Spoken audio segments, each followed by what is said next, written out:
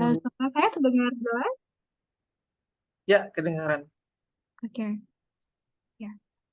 Bapak Ibu sekalian, sebelum kita beralih ke narasumber selanjutnya, izinkan saya membacakan CV dari Ibu Ayu Nandari terlebih dahulu. Yang pertama, nama Ayu, Ayu Mandari, MPSI Psikolog. Untuk riwayat pekerjaannya, yang pertama, sebagai dosen di Universitas Gunadarma dari tahun 2022 sampai sekarang, sebagai Biro Psikologi BP Konsultan Jakarta Selatan, psikolog klinis dari tahun 2019 sampai sekarang, AMG Klinik Jakarta, psikolog klinis 2019 sampai sekarang, Biro Psikologi Metamorfosis, psikolog dari tahun 2019 sampai tahun 2023, Halo Dokter, psikolog klinis dari tahun 2019 sampai tahun 2023, bekerja di RS Permata Jonggol, psikologi klinis dari tahun 2019 sampai tahun 2020. Organisasi Ikatan Psikolog Klinis IPK Indonesia Wilayah DKI Jakarta, jabatannya yaitu sebagai Sekretaris 3, masa bakti 2019 sampai tahun 2004. Ikatan Psikolog Klinis IPK Indonesia Wilayah Jakarta, jabatannya sebagai Koordinator Bidang Organisasi masa baktinya dari tahun 2024 sampai tahun 2029. Untuk riwayat pendidikannya, Universitas Gunadarma, program Pasca Sarjana S2 Magister Profesi Psikolog Klinis tahun 2019. Universitas Gunadarma, Fakultas Psikologi, S1 Psikologi pada tahun 2015. Oke, kepada Ibu Ayu Mandari, saya persilakan dengan. Oke, ya. Baik, selamat siang semuanya. Assalamualaikum warahmatullahi wabarakatuh, Bapak Ibu. Ya, mungkin tadi sudah sedikit pengenalan singkat tentang diri saya. Tadi sudah dijelaskan sangat detail ya oleh narasumber kita sebelumnya, Bu Hikmatul, ya. Saya terima kasih sekali atas sharingnya, Bu Hikmatun. Baik, mungkin saya akan berbagi ya, tepatnya mungkin berbagi atau sharing tentang bagaimana sih, penanganan speech dan language disorder itu berdasarkan sudut pandang saya sebagai profesi saya sebagai psikolog. Nah, mungkin tidak sedetail Bu Hikmatun ya, Bu Hikmatun mungkin yang menangani sendiri terapis bicara. Mungkin kalau saya di sini sebagai psikolog di salah satu klinik tumbuh kembang dan salah satu layanannya juga kita ada terapi bicara. Nah, mungkin kita lihat karena judulnya di sini integrative care, mungkin bagaimana ya, kolaborasi antara berbagai profesi yang, yang relevan terhadap gangguan speech dan language disorder atau gangguan bicara dan bahasa pada anak khususnya mungkin akan saya bahas hari ini. Oke. Nah, mungkin sedikit perkenalan di tempat kami, di AMG Klinik. Kita di sini ada terapis wicara, ada terapi okupasi, fisioterapis, terapi perilaku, juga terapis ortopedagog ya, atau remedial terapi, dan psikolog. Ini adalah beberapa kolaborasi yang ada di AMG Klinik yang kita kerjasama dalam menangani gangguan bicara dan bahasa pada anak. Ya. Nah, mungkin ini beberapa layanan yang ada layanan psikolog gitu ya, dan lain sebagainya. Nah, untuk integrative care for speech and language disorder, mungkin tidak jauh ya kaitannya dengan tiga hal ini, speech, language, and communication. Jadi berbicara, berbahasa, dan komunikasi. Nah, mungkin di sini saya akan bertanya sedikit gitu ya, untuk menyamakan persepsi kita dulu. Apa sih itu speech atau berbicara gitu ya, language atau bahasa dan komunikasi gitu ya. Apa sih sebenarnya, kaitan antar ketiganya ini? Mungkin ada yang mau sharing dari Bapak atau Ibu untuk menyamakan persepsi kita bersama? Oke, mungkin kita coba sama-sama ya di sini speech itu berbicara ya.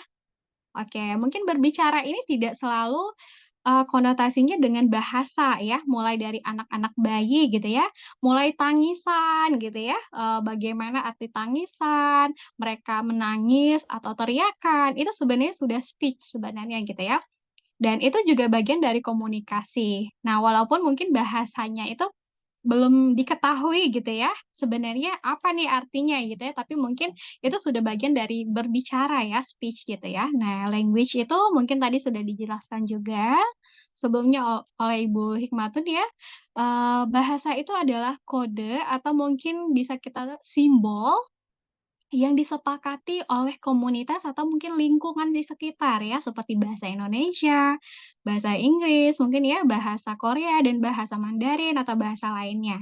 Nah, itu disepakati bersama gitu ya, seperti kode untuk berbahasa gitu ya. Nah, communication itu terkait dengan bertukarnya informasi dari, 1 atau 2 orang lebih gitu ya, untuk menyampaikan suatu informasi mungkin, berbagi informasi atau mungkin berbagi cerita gitu ya, dan mungkin tepatnya memang berbagi informasi antara si A dan si B atau A, B, C, D, D gitu ya, yang mungkin minimalnya 1 atau 2 orang gitu ya. Nah, ini untuk komunikasi. Ada apa sih ya dengan, gangguan dalam bicara, bahasa, dan komunikasi? Nah, mungkin, based on psikologi, boleh, next slide. Oke, di sini saya akan menjelaskan sedikit ya, memaparkan sedikit tentang bagaimana sih, statusnya gitu ya dalam psikologi. Kita, memang mengacu pada APA atau American Psychiatric Association. Nah, berdasarkan DSM-5, di sini communication disorder itu bagian dari neurodevelopment disorder atau gangguan perkembangan sistem saraf gitu ya. Nah, jadi ada hubungannya dengan perkembangan sistem neuro di otak anak-anak gitu ya, atau otak manusia. Jadi komunikasi, atau gangguan komunikasi. Seperti tadi yang dijelaskan sama narasumber sebelumnya, mungkin tidak banyak perbedaan, hanya mungkin istilahnya saja yang berbeda. Dalam gangguan komunikasi itu ada language disorder. Jadi gangguan, bahasa gitu ya. Nah, gangguan bahasa ini ya mungkin dia tidak bisa berbahasa dengan baik gitu ya. Mungkin kekurangan, dari, mmm, kosakatanya mungkin ya, tidak bisa berbahasa dengan baik, susunan kata, grammar gitu ya, mungkin dengan cara berbahasa. Nah, di sini kita gunakan kata-kata language disorder. Selain itu ada juga speech sound disorder. Nah, speech sound disorder ini mungkin tadi, yang disampaikan narasumber sebelumnya, artikulasi ya, speech sound itu lebih ke kedengarannya gitu ya, suara, bunyi gitu ya, pelafalannya, bunyinya gitu ya. Jadi ada anak yang, nggak bisa nyebutin huruf tertentu misalnya ya, atau mungkin bunyinya kok beda gitu ya, nggak bisa tepat gitu ya. Nah, ini speech sound disorder. Terus lainnya ada juga childhood onset fluency disorder. Nah, ini mungkin banyak dikenal sebagai, speech delay ya, karena memang biasanya onsetnya itu di masa anak-anak atau preschool. Jadi ketidaklancaran mereka berbicara atau berbahasa ketika usia dini gitu ya atau usia prasekolah. Biasanya memang onsetnya itu di usia 2 tahun sampai 4 tahun gitu ya, dan itu biasanya dikategorikan itu memang sebelum usia 7 tahun biasanya. Kalau misalnya di usia 7 tahun di atas 7 tahun dia nggak lancar berbicara, nah mungkin itu ada gangguan lainnya gitu ya. Tapi ketika, sebelum usia, 5 tahun gitu ya atau maksimal 7 tahun, mereka ada keterlambatan bicara atau bicaranya tidak lancar, mungkin kurang kosakata gitu ya, tidak sesuai usianya. Nah, ini kita sebutkan dengan childhood onset fluency disorder. Lalu ada juga yang namanya social communication disorder. Jadi dia punya kata-kata, bisa berbicara, tetapi dalam konteks sosial dia tidak bisa gitu. Jadi ada anak-anak yang, "Oh ya kata-katanya banyak, ini apa?" Dia bisa ya, "Ini gambar apa ini gambar apa?" Dia bisa jawab semuanya gitu ya. Dan ketika ingin sesuatu dia juga bisa menyampaikan, "Aku mau ini," gitu ya. Tetapi dalam konteks sosial, bermain dengan teman gitu ya, dia tidak bisa menyampaikan keinginannya gitu ya. Terbatasnya misalnya ada temannya gitu ya, nggak bisa menyapa teman gitu, "Halo," gitu ya. Nah, di sana dia kesulitan untuk menggunakan kemampuan bicaranya atau kemampuan bahasanya dalam bersosialisasi gitu. Nah, ini biasanya sering terlihat gitu ya, baru terlihat itu ketika anak mulai sekolah.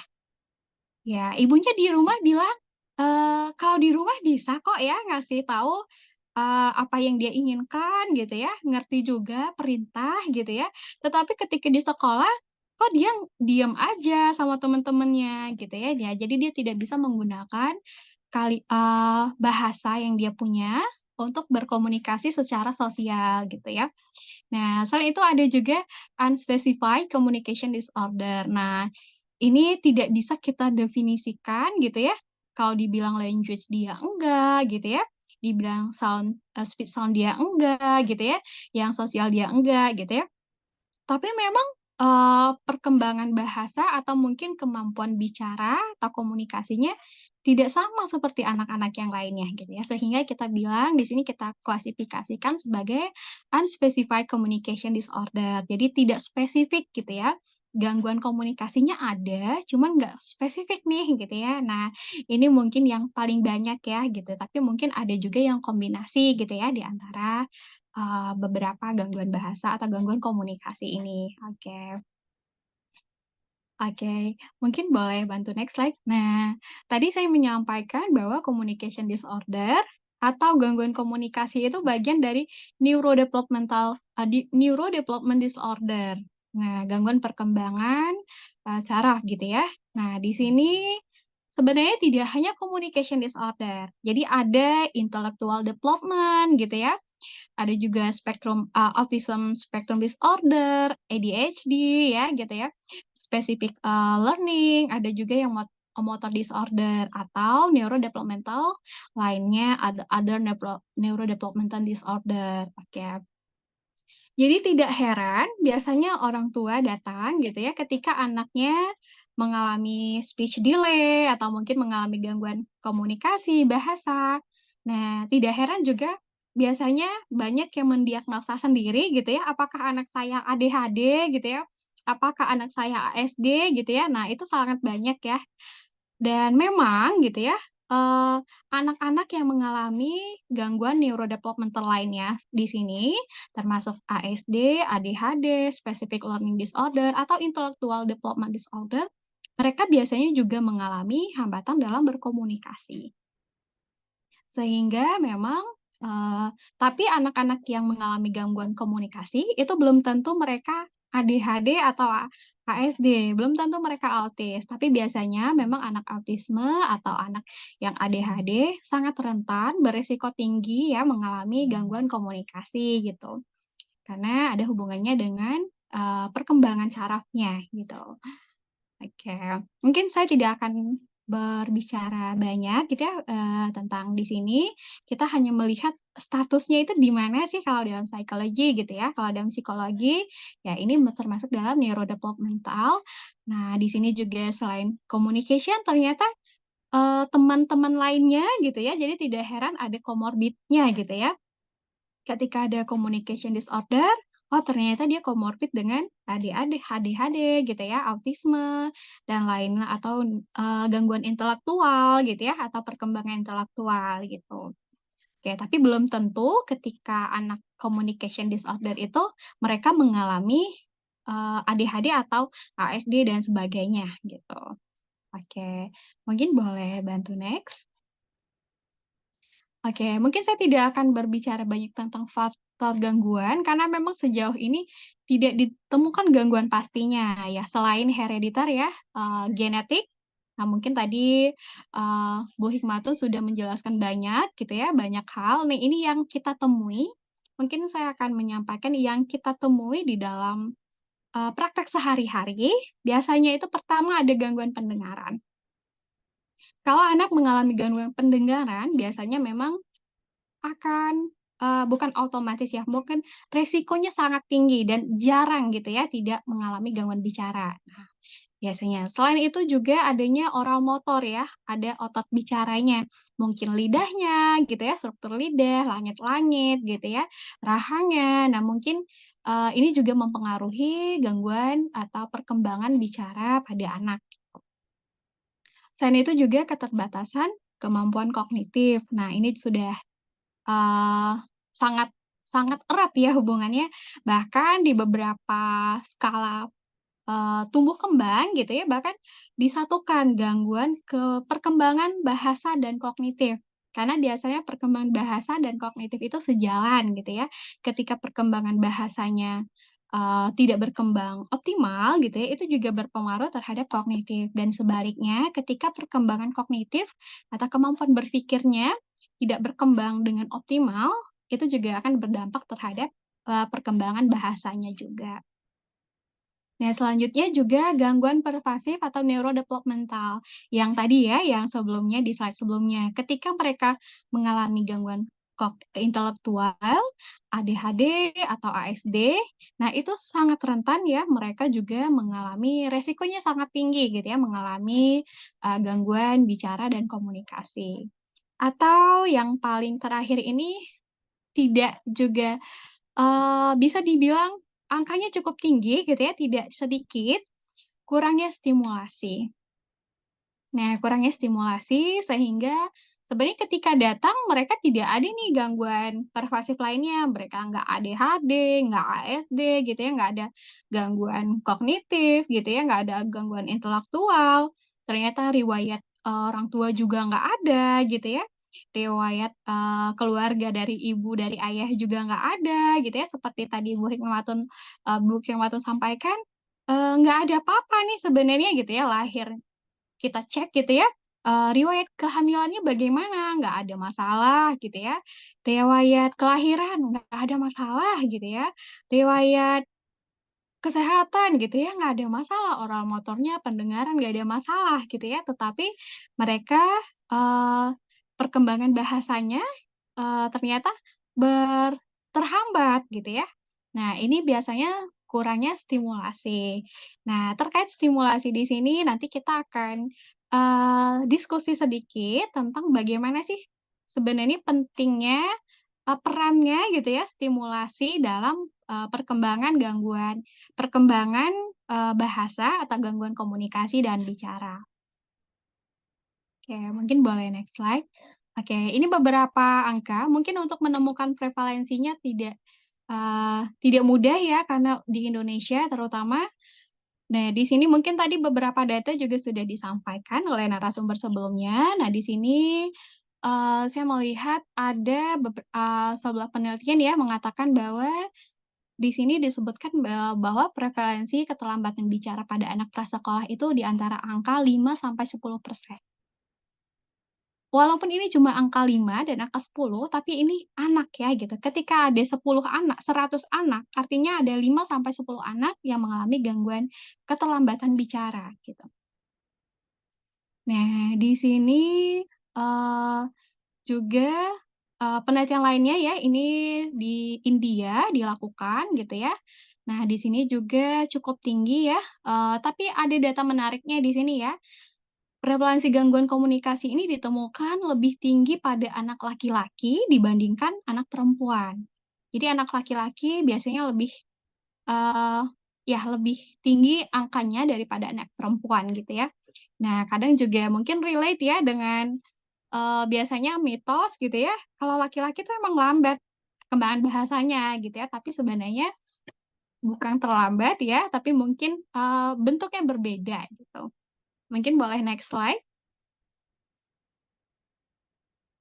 Oke. Nah, ini karena tadi terkait dengan perkembangan neurodevelopment gitu ya, perkembangan sistem saraf. Dan bagaimana pentingnya stimulasi? Mungkin saya akan menjelaskan sedikit tentang, piramida dari sensori integrasi. Oke, sebenarnya sensori integrasi di sini adalah pondasinya perkembangan dan belajar. Jadi kita nggak bisa berharap anak-anak kita tumbuh dengan baik gitu ya, bisa belajar dengan baik ketika perkembangan atau kemampuan di sini ya dari sensori integrasinya tidak terpenuhi atau tidak berkembang dengan optimal.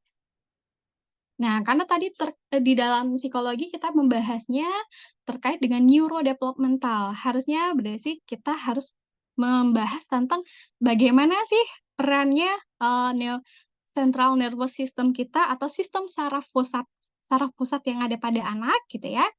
Nah, jadi ada hubungannya dengan cara berpikir dan sistem saraf yang ada di otak gitu ya.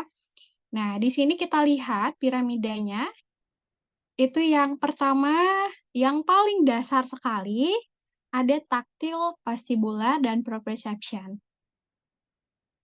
Oke, mungkin sudah cukup akrab ya dengan kata-kata ini di sini. Taktil itu ya sentuhan, vestibular itu bagaimana anak-anak seimbangkan gitu ya gerakan tubuhnya dan terhadap grativitas gitu ya, dan proprioception itu bagaimana mereka mengontrol gerakan tubuhnya dan sendi-sendinya. Nah, ini sebenarnya pondasi dari perkembangan bahasa sebenarnya. Sebenarnya perkembangan bahasa itu kalau kita lihat dari, proses dari central nervous system gitu ya atau, pusat perkembangan saraf pusat gitu ya, itu sebenarnya perkembangan bahasa itu adalah nggak hanya bahasa ya, kognitif dan semuanya gitu ya, perilaku itu adalah hasil dari perkembangan sistem, saraf pusat gitu. Bagaimana ketika anak baru lahir misalnya ya, anak bayi baru lahir, mereka menyentuh, benda gitu ya. Nah, itu adalah mulainya stimulasi perkembangan bahasa sebenarnya. Mereka coba berkomunikasi dengan lingkungan di luar dirinya. Oh, touch gitu ya, ketika mereka menyentuh sesuatu, benda gitu ya, maka akan ada sistem yang menyampaikan ke otaknya, "Oh, ada ini loh," gitu ya. Nah, dan sehingga mereka menyimpan gitu ya, terbentuklah sistem saraf gitu ya, yang membuat mereka, bisa mendefinisikan gitu ya, bahwa, "Oh, ada ini," gitu ya. "Oh, ada yang" misalnya ada yang, sentuhannya yang mungkin lembut teksturnya gitu ya, ada yang agak hangat, ada yang dingin gitu ya. Nah, itu sebenarnya awal dari perkembangan komunikasi dan bahasa gitu. Nah, termasuk juga selanjutnya vestibular, bagaimana keseimbangan tubuhnya, bagaimana dia bisa, menseimbangkan gitu ya, gerakannya gitu ya, bagaimana mereka bisa memposisikan dirinya gitu ya. Nah, ini juga biasanya, awal dari perkembangan, kognitif, bahasa, dan sebagainya. Dan termasuk juga proprioception. Nah, di sini bagaimana mereka mengontrol gitu ya, menggerakkan tangannya, menggerakkan kaki, semua otot-ototnya, termasuk otot bicaranya. Nah, biasanya ada anak-anak yang belum bisa mengunyah dengan baik gitu ya. Nah, ini sebenarnya terkait dengan proprioceptif gitu ya atau proprioception. Jadi mereka belum bisa menguasai sepenuhnya gitu ya, mengontrol sepenuhnya gerakan-gerakan sendi-sendi dan otot-otot mereka. Nah, sehingga ini juga berdampak terhadap, bagaimana mereka berperilaku gitu ya, bagaimana mereka berinteraksi dengan lingkungan sekitarnya. Nah, sebenarnya kan untuk bahasa itu nggak hanya verbal, tapi juga nonverbal gitu ya. Gesture, bagaimana mereka otot mata gitu ya, menatap lawan bicara, bisa fokus melihat ke lawan bicara, memposisikan tubuhnya mengarah kepada lawan bicaranya gitu ya. Nah, ini juga terkait dengan bagaimana perkembangan bahasa itu dimulai gitu. Makanya sangat penting dan untuk di sistem sensori ya, taktil, vestibular, proprioceptif, olfaktori, visual auditori, dan gustatori itu biasanya mulai berkembang usia 2 bulan hingga 1 tahun. Nah, harusnya gitu ya, biasanya gitu ya, normalnya itu sudah usia 1 tahun itu eee, mulai berkembang dengan baik gitu. Makanya biasanya anak usia 1 tahun itu udah mulai bisa jalan gitu. Nah, mereka juga mulai bisa interaksi dengan orang tua gitu ya, udah mulai bisa berkomunikasi dengan orang tuanya gitu ya. Nah, di sini. Jadi untuk perkembangan bahasa Eee, di sini ada di layer 3 ya, di atas nih perceptual motor, di sana auditory language skill. Bagaimana mereka, eee, kemampuan mereka dalam mendengarkan dan berbahasa ya. Nah, jadi kita nggak bisa di sini, berharap gitu ya, anaknya belum bisa interaksi 2 arah, dipanggil namanya nggak noleh gitu ya. Ketika diberikan mainan dia terlihat tidak tertarik gitu ya, dia seperti, abai dengan lingkungannya gitu ya. Nah, itu nggak bisa kita berikan langsung terapi wicara. Mungkin kita biasanya sebelum melakukan terapi wicara, kita akan berikan dulu program sensori integrasi. Bagaimana memang di sini terlihat sangat, kompleks sebenarnya. Sensori integrasi itu memang proses yang sangat kompleks yang ada di otak, anak gitu ya.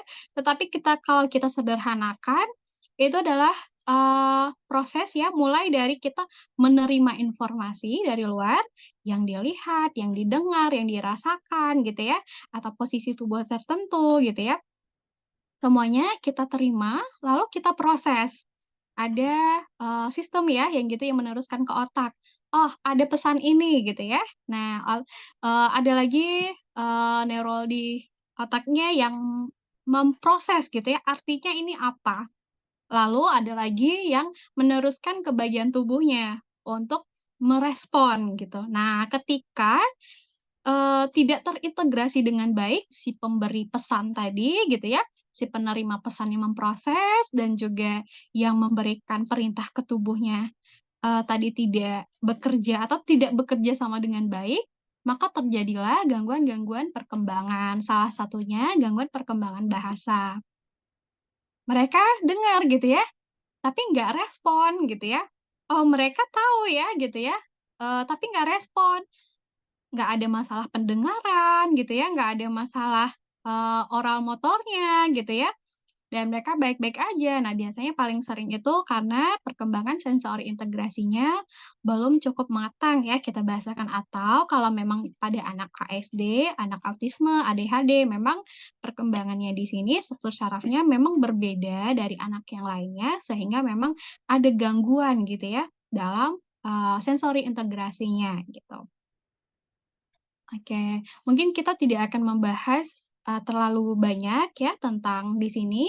Di sini bahwa mengatakan bahwa mungkin pesan utamanya di sini, bahwa pentingnya gitu ya, perkembangan sensori, bagaimana anak bisa ngerti dulu ya gitu ya, mereka bisa terima informasi dulu, mereka bisa paham dulu ini artinya pesan apa, dan mereka bisa meresponnya dengan tepat. Nah, itu adalah pondasinya dulu. Ketika belum bisa, kita nggak bisa berharap banyak gitu ya, bahwa anaknya bisa. Tadi seperti yang disampaikan narasumber sebelumnya gitu ya, kita nggak bisa ngajarin anak bicara ABC, bicara, panjang-panjang kalau memang sebelumnya, anaknya belum bisa untuk menirukan kata gitu ya, belum bisa satu suku kata atau 2 suku kata gitu ya. Mungkin tadi, prabahasa dulu gitu ya, mungkin dari, narasumber kita sebelumnya tadi sudah menyatakan bahwa, oh mungkin di awalnya kita akan memberikan pada program prabahasa dulu gitu ya, bagaimana mereka bisa merespon dengan baik dulu gitu ya, baik yang didengar, yang dilihat, atau mungkin yang disentuh gitu. Oke, mungkin boleh next slide. Iya, oke. Nah, mungkin di sini peran, saya sebagai psikolog, biasanya pertama itu mungkin screening dulu ya. Saya memang tidak memberikan intervensi tentang perkembangan gangguan bahasa dan bicara. Di sini memang sepenuhnya kita berikan kepada terapis. Saya di sini biasanya perannya seperti tadi yang disebutkan oleh narasumber kita sebelumnya ya, biasanya psikolog itu banyaknya mendeteksi gitu ya, biasanya kita mendeteksi. Kita deteksi dulu bagaimana perkembangan bahasanya itu apakah normal, sesuai usianya, atau mungkin ada hambatan atau gangguan gitu. Nah, di sini mungkin kita akan coba review kembali, mungkin ada yang sudah tahu gitu ya, ada yang sudah paham mungkin sebelumnya gitu ya. Bagaimana sih perkembangan bahasa anak dari, lahir gitu ya sampai usia 5 tahun, karena biasanya memang perkembangan bahasa itu terlihat pada usia 5 tahun pertama gitu ya, ketika udah lewat 5 tahun pertama itu mungkin beda lagi ya gitu ya, nanti untuk gangguan bahasanya. Nah, kita bisa dilihat di sini dari lahir sampai usia 3 bulan. Dia ada reaksinya ya dengan suara yang berisik gitu ya, makanya dikasih kicir-kicir gitu ya, dikasih suara-suara tepuk tangan gitu ya, dikasih suara-suara yang khas gitu ya, mainan-mainan anak usia 0 sampai 3 bulan. Apakah mereka bereaksi atau tidak? Nah, ini juga sudah menandakan perkembangan bahasa. Jadi ada yang menanyakan bahwa, sebenarnya perkembangan untuk screening perkembangan bahasa itu, apakah, harus di usia 5 tahun gitu ya, 4 tahun gitu ya? Sebenarnya bisa dideteksi sedini mungkin.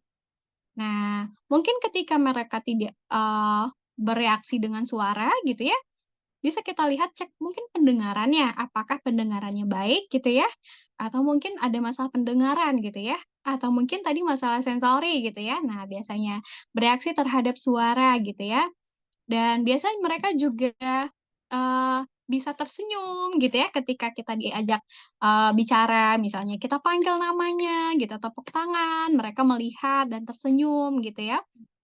Biasanya juga mereka juga bisa, ini ya, untuk mengenal suara-suara yang familiar, misalnya suara ibunya, kalau udah dengar suara ibunya tuh pasti, gimana gitu ya responnya gitu ya.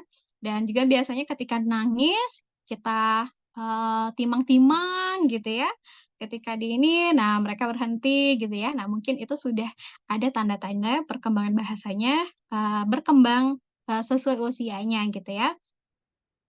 Oke, mungkin, eee, boleh kita lanjut next slide, mungkin nggak akan kita bahas, terlalu detail juga. Nah, lalu lanjut lagi ke usia 4 sampai 6 bulan. Nah, biasanya 4 sampai 6 bulan itu mereka sudah bisa ya, ketika dikasih mainan yang jalan misalnya ya, gitu ya, mainan yang berbunyi, mereka udah bisa ngikutin gitu ya, diikutin tuh mainannya gitu ya. Nah, jadi ketika kita bisa mengikuti, suara gitu ya, dengan matanya. Jadi mereka misalnya yang manggil di belakangnya gitu ya, mereka misal di samping, mereka sudah bisa menoleh ke samping gitu, jadi udah mulai bisa gitu ya. Nah, biasanya di sini juga mereka sudah mulai ada suara gitu ya. Nah, atau mungkin udah mulai tahu nih bunyi mainannya gitu ya. Ada yang mereka suka gitu ya, nggak suka gitu ya, mulai ada, ketika dengerin musik gitu ya, mereka juga sudah mulai ada, tertarik gitu ya, sudah terlihat ada, attention gitu ya kepada musik gitu ya. Nah, ya mungkin juga mulai ada tertawa, mengeluarkan suara gitu ya, atau mulai "ma" "ba" "ba" "ba" gitu ya. Nah, "koing" gitu ya. Nah, mungkin, ini pertanda bahwa perkembangan, bicaranya gitu ya, berjalan atau berkembang dengan semestinya gitu ya. Nah, ketika usia di sini 4 sampai 6 bulan, kok kayak nggak ada suara gitu ya, ketika kita bunyikan suara kok nggak ada respon gitu ya. Nah, mungkin ketika dipanggil, kok dia biasa aja gitu ya, atau mungkin dengar dikasih suara, kok nggak pernah tertawa gitu ya, diam aja ya. Nah, di sini bisa, salah satu gitu ya, eee, salah satu tanda bahwa adanya perkembangan gangguan perkembangan bahasa atau bicara. Jadi nggak ada nih, nangis gitu ya, atau mungkin babbling, ya mungkin suara-suara yang masih kuing ya, suara-suara yang nggak ada artinya gitu, mama mama, baba baba gitu ya, atau apa, ama gitu ya, biasanya seperti itu. Nah, ini udah mulai ada suaranya gitu ya. Terus kita lanjutkan berikutnya, Iya, ini 7 bulan sampai 1 tahun. Nah, ini mulai berkembang lagi. Kalau tadi udah mulai paham gitu ya, mana suara mainannya gitu ya, udah mulai paham, udah mulai ada nih kata, suara-suara gitu ya. Nah, biasanya di usia 7 sampai 1 tahun, mereka juga udah mulai babbling gitu ya, tata, mama, papa gitu ya, mamam gitu, mimim gitu ya, minum gitu ya, biasanya udah mulai ada tuh. Mereka juga udah mulai paham gitu ya, item-item atau hal-hal yang ada di sekitarnya. Jadi mungkin, mana, matanya gitu ya, mana kepalanya gitu ya. Nah, di sini udah mulai bisa gitu ya, udah mulai ada gitu ya, kayak dada gitu ya. Nah, udah mulai bisa juga gitu ya di sini. Jadi walaupun nggak banyak usia sampai 1 tahun, tapi setidaknya tapi kadang ada anak yang usia 1 tahun itu udah jelas ya bilang manggil mama gitu ya, ini gitu ya, biasanya beberapa hal aktivitas atau benda-benda yang di sekitarnya itu setidaknya ada yang dia bisa gitu ya, atau setidaknya dia udah tahu benda-benda yang familiar dalam kegiatan sehari-harinya, gitu ya. Kayak minuman gitu ya, minum gitu ya, kayak mungkin, sepatunya gitu ya, atau mungkin, mainannya gitu ya, udah ada penamaan spesifik dan dia udah mulai ada nih satu kata gitu. Kita lanjutkan. Oke, usia 1 sampai 2 tahun. Nah, di sini juga kita bisa deteksi ya, di sini mereka udah mulai bisa menggabungkan, 2 kata atau mungkin udah bisa mulai, bertanya gitu ya, "Apa itu?" Gitu ya. "Apa ini?" Misalnya, udah mulai bisa bilang, "Mau minum," gitu ya, "Mau lagi," gitu ya, udah mulai bisa, "Mama minum," misalnya. Nah, ini udah mulai bisa, walaupun belum cukup jelas ya, tapi setidaknya dimengerti gitu. Mereka juga udah bisa, mendengarkan misalnya, ini ya, nyanyi-nyanyian anak-anak gitu ya. Nah, mereka juga udah mulai bisa nih ngikut-ngikutin gitu, menyambung-nyambungnya gitu ya. Mereka juga udah mulai bisa nih kita ajarkan, "Ini gambar apa? Ini gambar apa?" Gitu ya. Nah, mereka di sini udah mulai bisa. Jadi kita lihat, jadi jangan tunggu sampai usia 3 4 tahun, apalagi usia sekolah gitu ya, baru diberikan terapi wicara gitu. Nah, ini sebaiknya, eee, sudah bisa dilakukan anak-anak 1 sampai 2 tahun. Oke, mungkin boleh kita lanjutkan. Nah, ini usia 2 sampai 3 tahun. Oke. Nah, mungkin hampir semua hal yang ada di sekitarnya gitu ya, atau hampir semua benda-benda mereka udah tahu gitu ya namanya. Nah, ini usia 2 sampai 3 tahun mereka juga udah mulai lebih jelas gitu ya, bunyinya gitu ya, suaranya udah mulai lebih jelas gitu.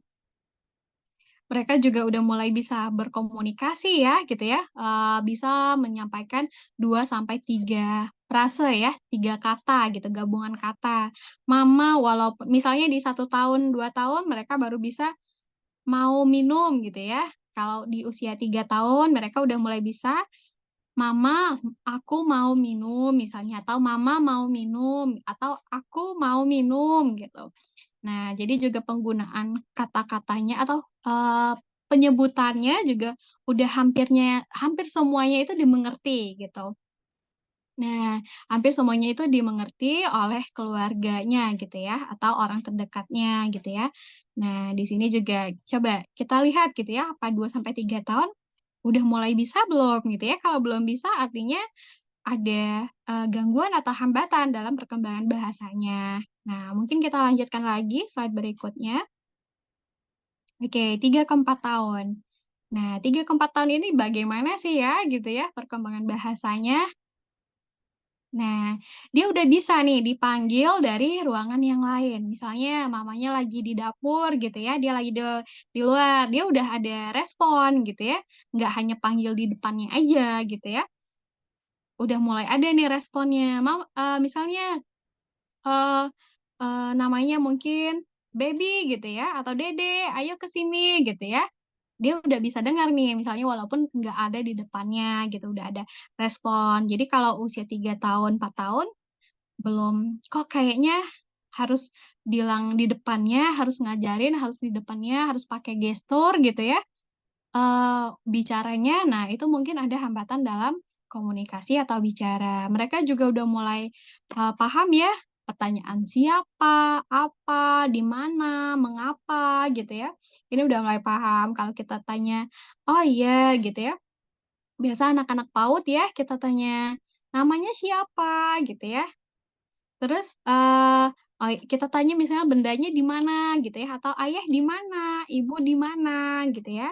Atau misalnya ada terjadi sesuatu, "Oh ini kenapa?" Gitu ya, mereka sudah mulai bisa paham gitu ya dengan pertanyaan dan mereka sudah mulai bisa menjawab, walaupun belum terlalu detail gitu ya, tetapi mereka sudah bisa menjelaskan dengan bahasa atau kalimat yang bisa dimengerti gitu.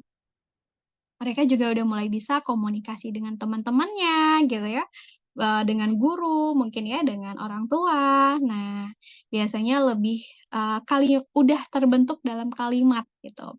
Biasanya 3 sampai 4 tahun, sehingga memang, udah udah cukup jelas lah ya ngomongnya gitu. Jadi jangan sampai usia 3 sampai 4 tahun, itu baru ada satu 2 kata gitu ya, atau mulai kenal kosakatanya mulai banyak gitu ya.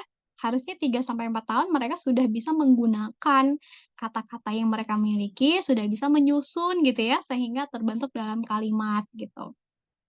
Oke, mungkin, kita lanjutkan. Nah, yang terakhir di sini tahap keempat ke 5 tahun ya.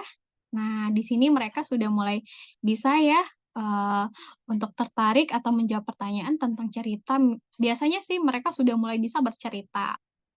Kalau kita tanya, "Oh, kamu pernah ke kebun binatang nggak?" Gitu ya. "Iya, pernah." Gitu ya. "Gimana mainnya di sana?"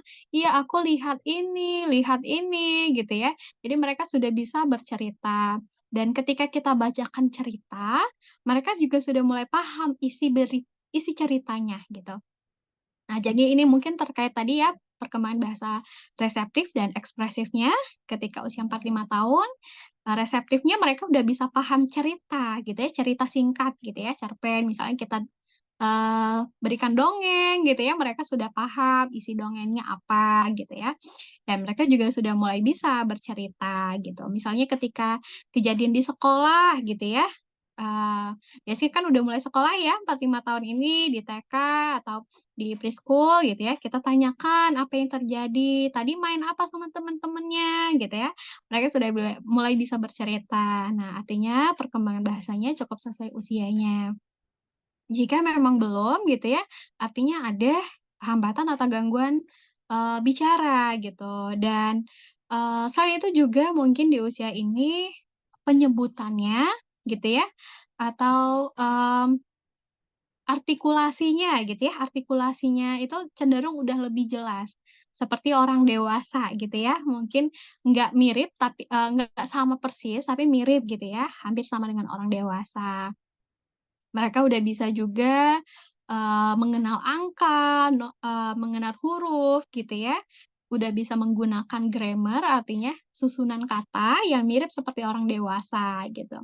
Jadi nggak hanya sekedar, "Aku mau ini," gitu ya, atau mungkin sekedar, eee misalnya bercerita gitu ya, "Aku ini, dan ini, dan ini," gitu ya. Jadi ada anak-anak yang kadang ketika udah sekolah, eee, "Kamu tadi main apa sama teman-teman?"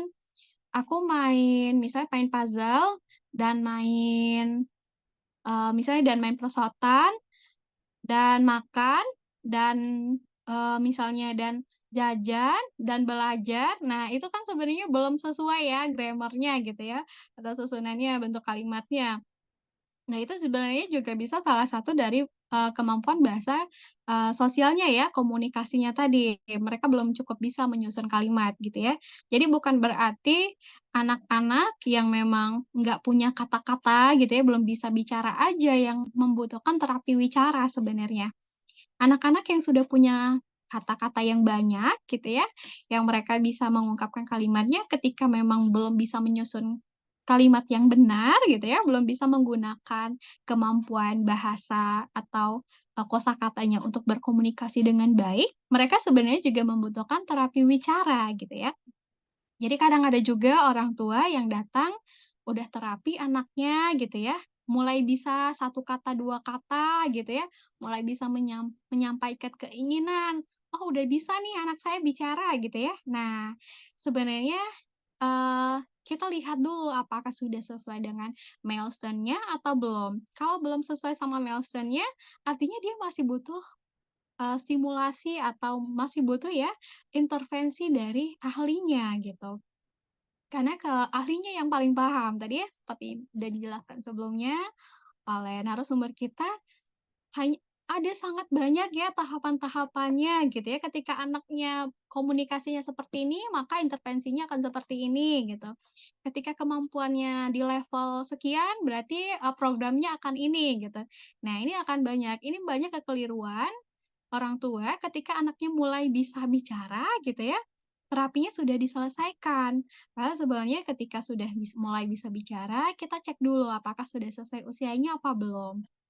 Kalau belum sesuai usianya, apalagi, komunikasi ya, menggunakan bahasa belum sesuai usianya, artinya masih butuh diintervensi gitu.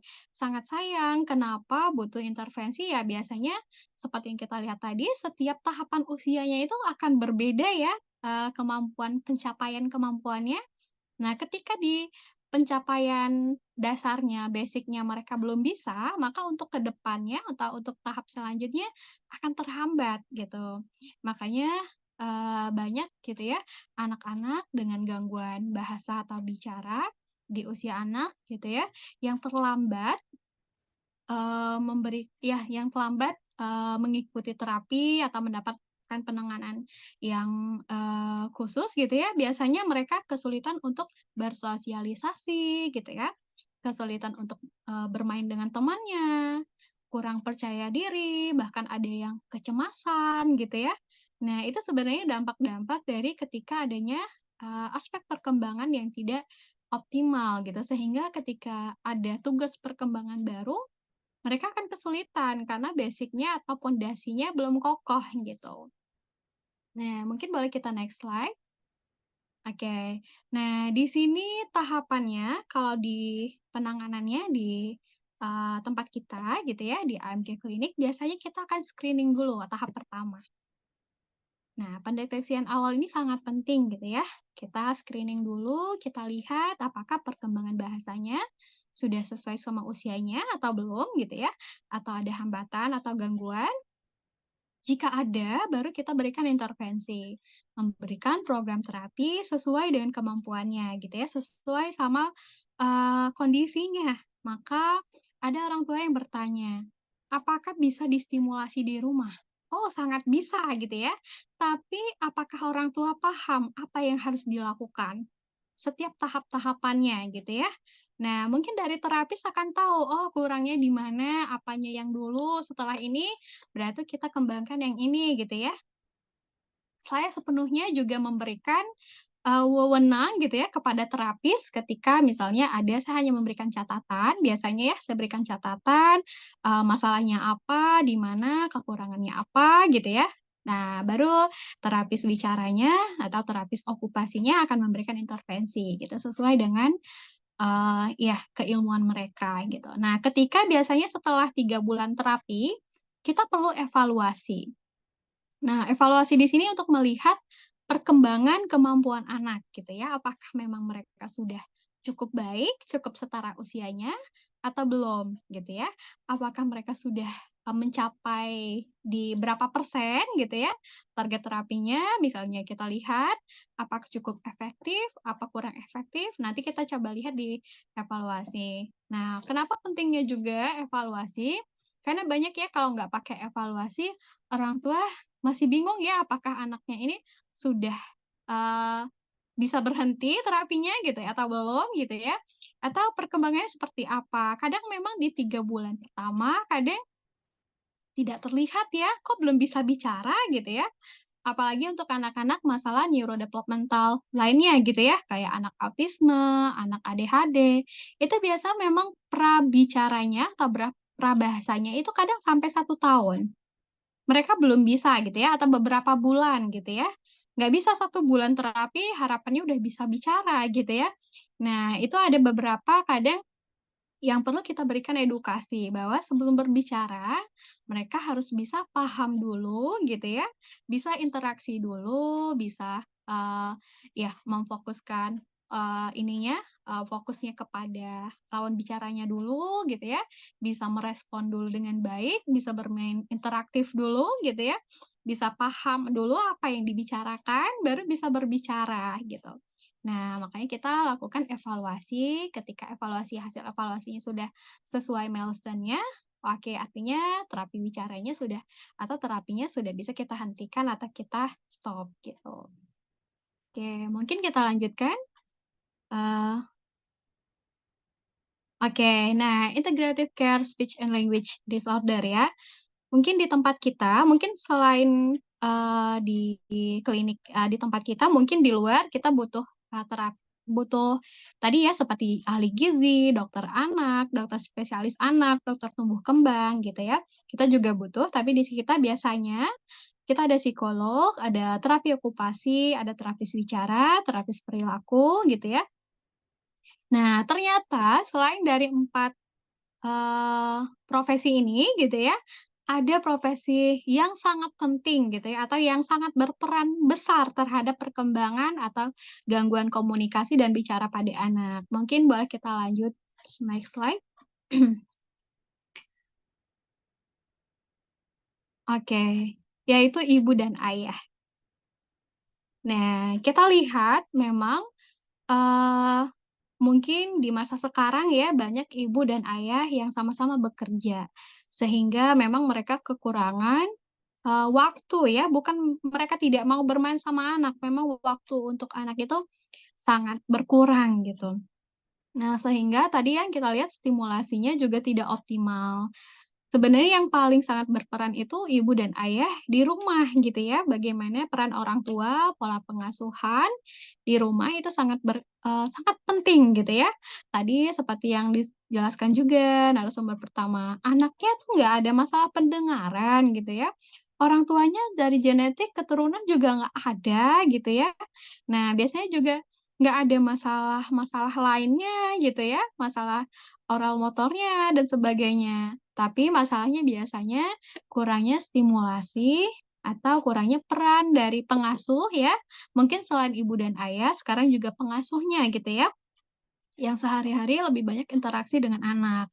Nah, jadi yang paling penting itu memang, banyaknya gitu ya, quality time ya bahasanya di masa sekarang itu quality time antara ibu dan anak atau orang tua dan anak gitu ya, ayah dan anak. Ketika semakin banyak waktu yang dihabiskan bersama gitu ya, bermain bersama, tidak hanya ibu dan ayah melihat anak bermain gitu ya, atau memperhatikan anak bermain, tapi lebih tepatnya bermain bersama. Nah, ketika memang stimulasinya lebih optimal, biasanya diprediksikan bahwa perkembangannya nggak hanya bahasa aja, tapi juga perkembangan, kognitif ya, perkembangan sosial emosional gitu ya, kemandirian, perilaku juga akan lebih baik. Oke, mungkin ada next slide, ada, contoh aktivitas yang sangat mudah gitu ya digunakan. Yang pertama itu bisa permainan yang dapat menstimulasi perkembangan bahasa anak. Bisa bermain kartu gitu ya, ini apa, gitu ya, ini gambar apa, gitu ya, atau mengenal suara hewan. Nah, biasanya anak-anak sebelum bisa bicara, kita biasanya kan, gimana bunyinya kerbau gitu ya, gimana bunyi kucing. Nah, mereka mungkin belum bisa mengucapkan kata-kata, tapi mereka udah tahu ini namanya kucing. Misalnya kita berikan kartu gitu ya, yang mana yang kucing, yang mana yang, kerbau misalnya. Ini gimana gambar bunyinya misalnya. Nah, itu juga bisa menstimulasi perkembangan anak gitu ya. Atau bermain cilukba gitu ya. Sebenarnya permain cilukba ini juga sebenarnya punya, kontribusi ya gitu ya, bagaimana kita melihat apakah anak ada respon terhadap lawan bicaranya, lawan bermainnya gitu ya, bagaimana ekspresinya gitu ya ketika kita berikan, kejutan ya cilukba, apakah mereka tertawa gitu ya, mereka, ada reaksi ekspresi, wajah tertentu. Nah ini juga sebenarnya bagian dari stimulasi yang sangat sederhana gitu ya. Mungkin selain itu juga latihan bernyanyi gitu ya, nyanyi anak-anak. Nah, nyanyi, juga bercerita gitu ya, membacakan cerita, bisa juga dengan mengenal warna misalnya, "Oh ini bajunya warna apa?" Misalnya, "Mainannya warna apa?" Gitu ya. Jadi hal yang sangat dekat gitu ya dengan anak, itu lebih mudah dipahami oleh anak gitu ya. Nah, biasanya selain itu juga waktu bermain yang optimal bersama anak dan lain-lainnya. Tapi sebenarnya yang paling penting itu adalah waktu sebenarnya. Jadi ada memang, di usia 0 sampai 2 tahun gitu ya, itu memang dikatakan sebagai, usia krisis ya gitu ya. Di sanalah sebenarnya tumbuh kembang itu, berkembang secara pesat gitu ya. Jadi ada yang mengatakan juga penelitiannya juga tinggi badan gitu ya, kecerdasan, semuanya, perkembangan kemampuan bicara, kemampuan kognitif, itu biasanya lebih banyak itu dipengaruhi oleh 2 tahun pertama. Karena di 2 tahun pertama itu perkembangan otak anak itu sangat pesat gitu ya, bisa sampai, 80% gitu ya. Saya lupa tepatnya berapa persen gitu ya, sekitar 80% hingga usia, 5 tahun itu berkembangnya 90% gitu. Nah ketika udah 5 tahun ke atas itu hanya berkembang 10%.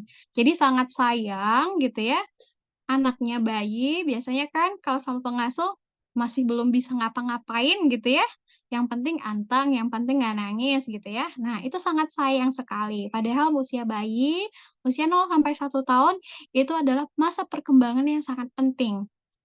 Baik itu perkembangan bahasa gitu ya, mempengaruhi gangguan bahasa wicara, perkembangan kognitif, dan perkembangan sosial emosional dan perkembangan lainnya.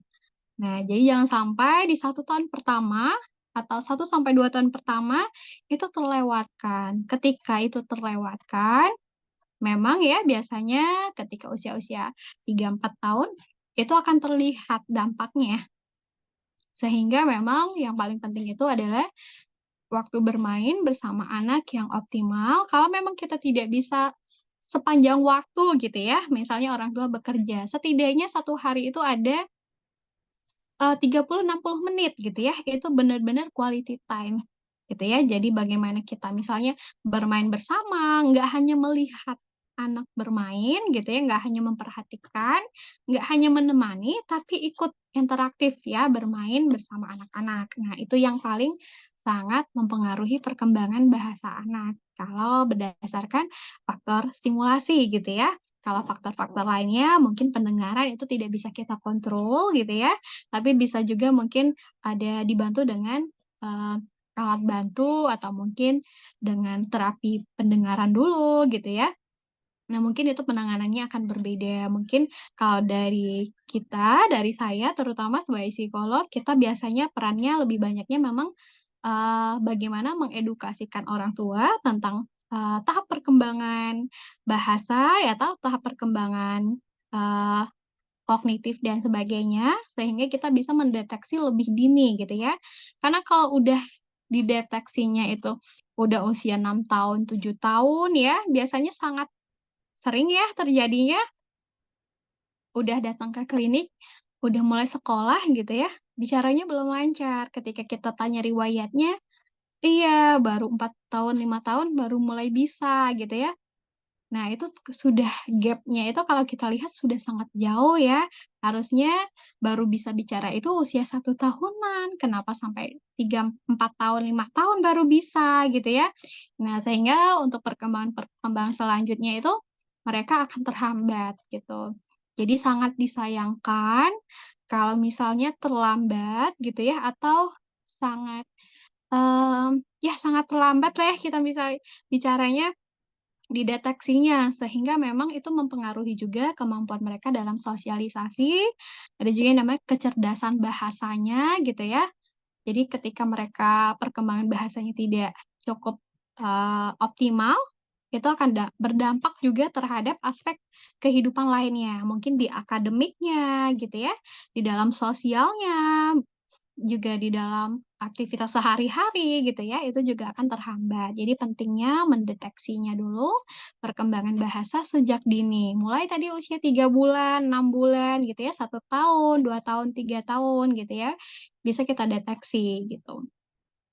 Oke, mungkin dari saya, sharing-nya sore ini cukup sekian.